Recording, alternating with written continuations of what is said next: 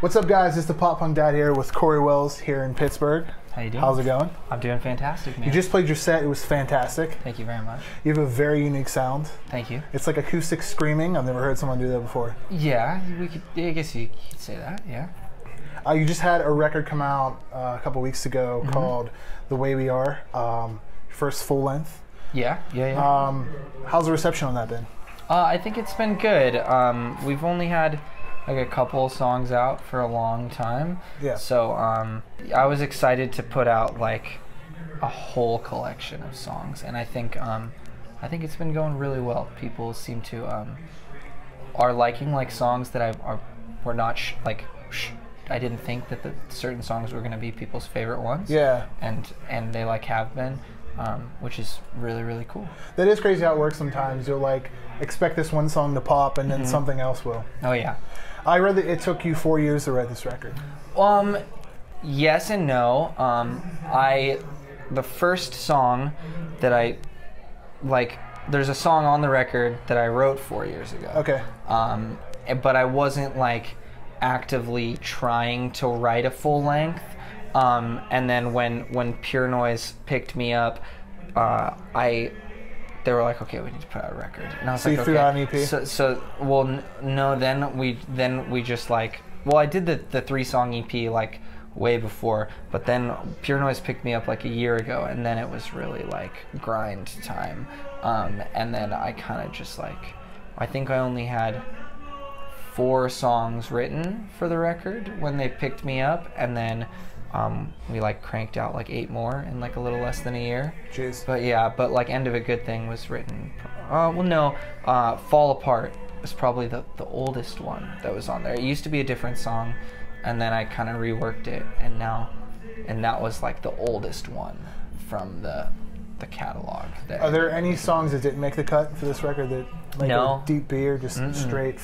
Yeah, we did 12 and no more, no less. Awesome. And it made it.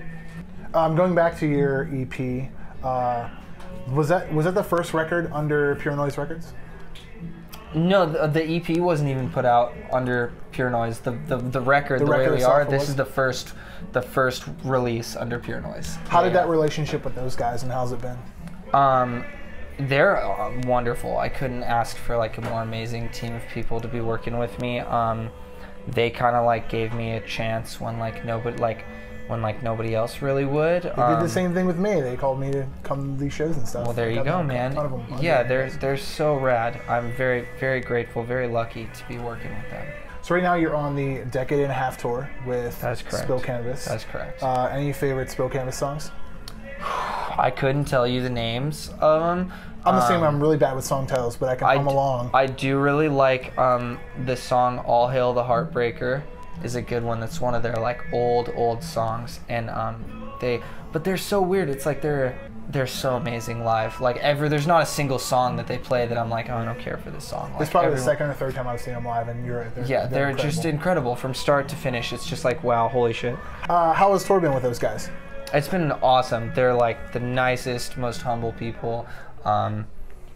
Very lucky to have been able to go on this tour. I wasn't really like I knew the song, I gotta feel you in my bones again. I knew that song, but I didn't know like who wrote it or anything. And then they asked me to do this tour, and I listened to them, and I was like, oh, it's that guy. Those guys. It's those guys. But yeah, they've just been wonderful, very nice people. We've become very good friends. Yeah, they're awesome. We were just talking off camera. You've been jumping around. You were just in the UK with Dashboard. That's true. What was that like? Crazy. Yeah. I've like first out of the country tour. Yes. Yes. I played more like 2 shows in Canada. Yeah. On another Everyone tour. forgets about Canada. Yeah, and I love Canada. Yeah, Toronto's amazing. Toronto's amazing. I recorded like more than half of my record in Toronto. That's awesome. Where'd you go? There's a producer named Anton DeLost. Okay. He's lives like in Toronto, like in the city, and his studio is there. So I was there for like a month recording. But yeah, I mean, tour with Dashboard was like I heard like MTV Unplugged when I was like fucking 12 years old, like you did, and I was like, this is the most amazing thing I've ever seen. And I grew up playing like death metal and stuff, and and it was like I saw it, I was like, that's what I want. That's what I want to do. So he's been like a big influence like my whole life, and really the first time I had ever like heard a song where like my life was shit and I felt terrible, and then like I was all alone, and then I heard this song and I was like, this guy's singing about me. To you. Yeah, like to me, like he's just pulling words out of my head, and it's crazy. And so I always knew that's what I wanted to be able to give people as well. And then for him for us to get that tour offer to go over there, it was just like, it was crazy. If I'm not mistaken, I could be wrong about this, but was Chris on your record? He's not on it, but he helped write one of the songs. That's where I misread that. Yeah, so there's a song on the record called Fall Apart, and it's featuring an artist named Lizzie Farrell. She lives in UK. I'm doing like a headliner in UK in January, UK and EU, and she's on that as well. That's awesome. And she sings on that song, but Chris wrote that song with me. How'd that collaboration come about? From Pure Noise. Really? They're just that amazing. They just reached out, and then, well, I'd played a show with him in 2016. Okay. That's kind of how my whole thing kind of kick-started, was I played this like Battle of the Bands thing, and I somehow ended up winning, and most Battle of the Bands are just it's bullshit. And this one, I guess, wasn't, yeah. And I won somehow, and I got to open up at the Taste of Chaos tour in 2016. Oh wow. And so that's where I briefly met him, or at least got somewhat on his radar. And then Pure Noise had asked, hey, do you want to do a co-write with Cory? And he was like, yeah, sure. And then so I like got to like go to his house and like knock on the door and be like, hey, I'm here. And it was very, very surreal. What's the difference between like UK and US playing shows? So, well, okay, that was a very broad question, and now it's more narrow. I don't know. I don't know if there is much of a difference. It's just a different place. Yeah. The crowds are all very, very nice, and the people were all wonderful. If we want to broaden it a little bit, it was a little different. The German police like stole money from us. Really? Which was like not cool. Yeah, it just like they just kept pulling us over, and they were like, let me see your passports, and then we gave them to us, and they're like, yeah, so you have to give us like $100 to get your passport back. And we were like, what? And it happened like a couple times.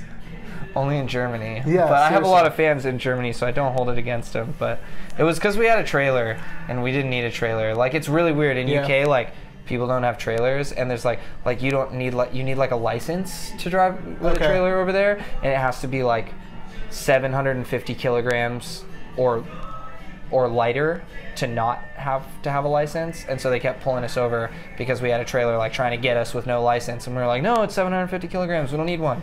And they're like, okay, well, give us $100 and you can have your passport back. And they're like, are you but yeah, Europe was great though. That was my like one thing that happened, but everything else was amazing.